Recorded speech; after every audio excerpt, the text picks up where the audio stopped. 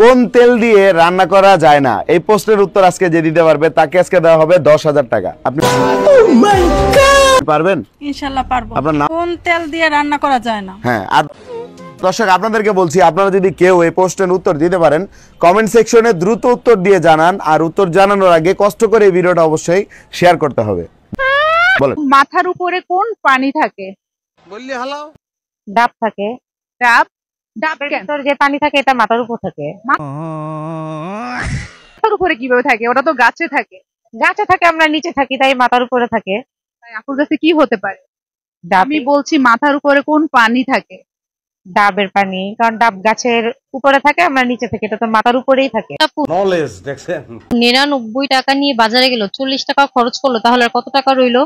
99 টাকা নিয়ে বাজারে গেল, 40 টাকা খরচ করলো, তাহলে আর 59 টাকা থাকবে। 59 টাকা থাকবে কেন? আমি বলুম না, আমার শরম করে।